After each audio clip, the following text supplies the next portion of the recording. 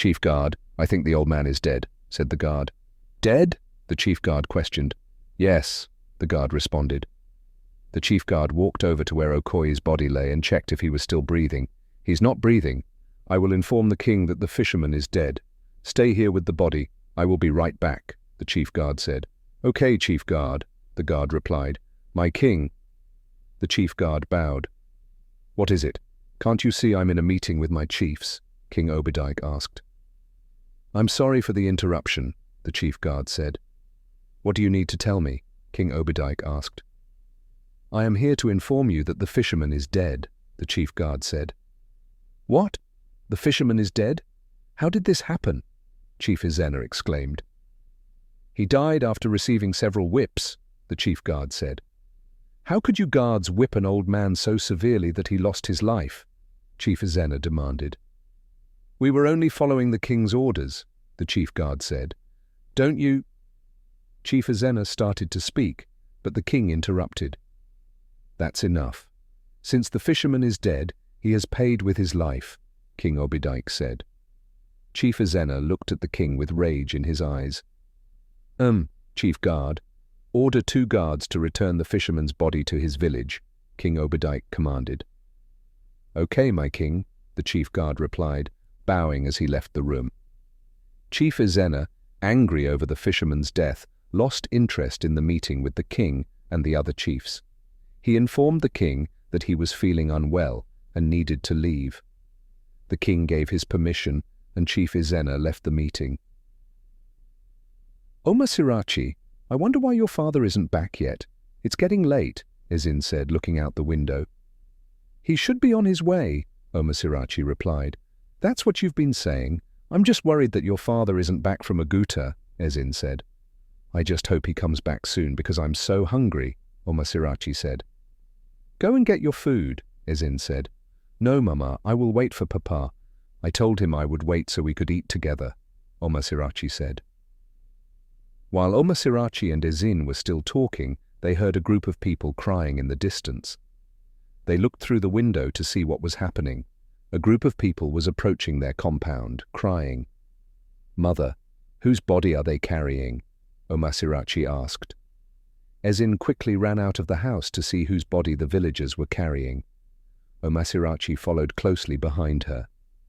Ezin approached the men carrying the body, and when she saw that it was her husband, Okoye, she screamed, "This can't be my husband.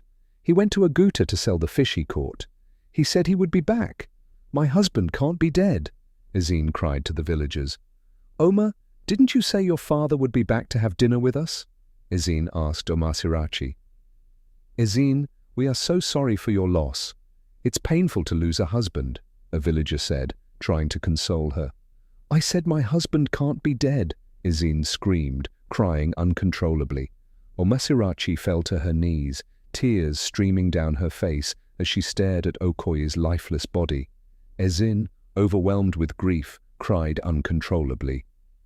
The villagers began to take Okoye's body away from Omar Sirachi and Ezin. Ezin tried to stop them, but the women present held her back. "Ezin, get hold of yourself," one of the women said. The women tried to console her.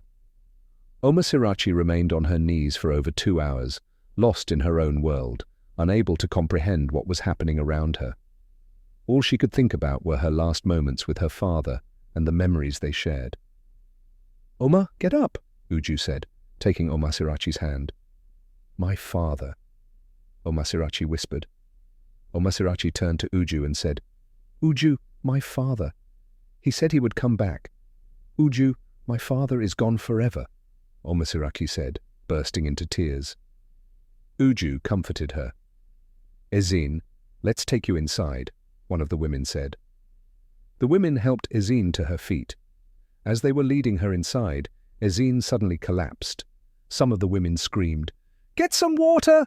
One of the women shouted as she quickly tended to Ezin. Omar Sirachi, hearing the screams, turned to see what had happened. She saw her mother lying unconscious on the ground. "Mama! Mama! Get up!" Omar Sirachi cried as she ran to her.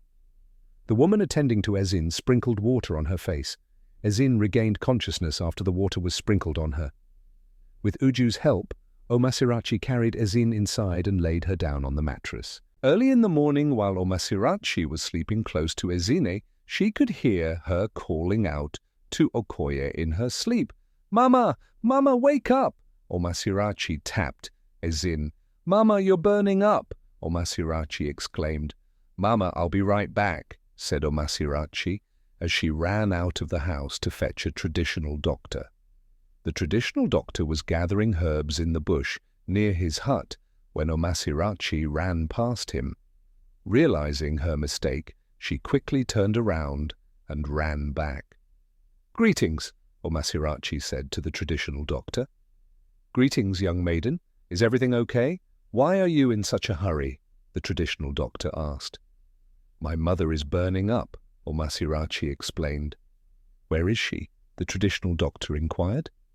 "I left her at home," Omasirachi replied.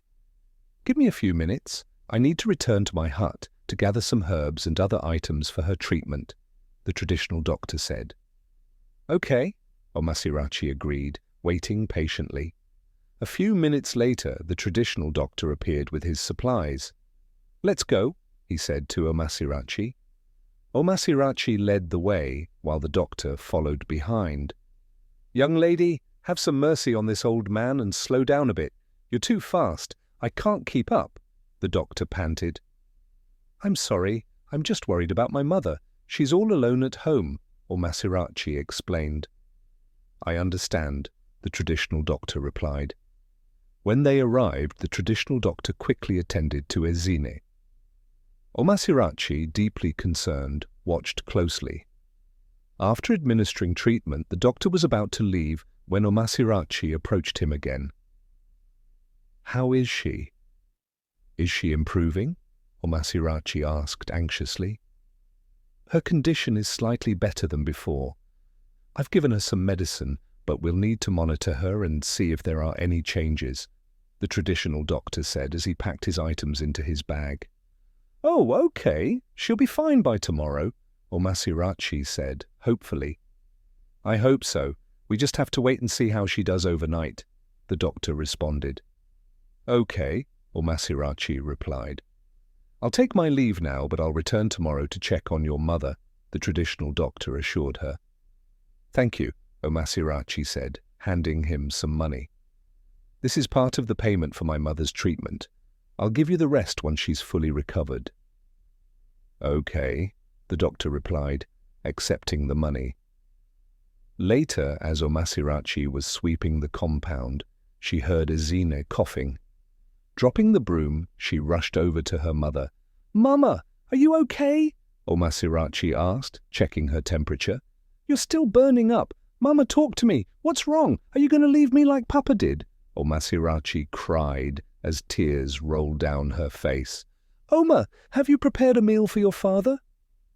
"He'll be back soon," Ezine whispered weakly. "Mama, Papa is dead," Omasirachi responded softly. "Don't say that.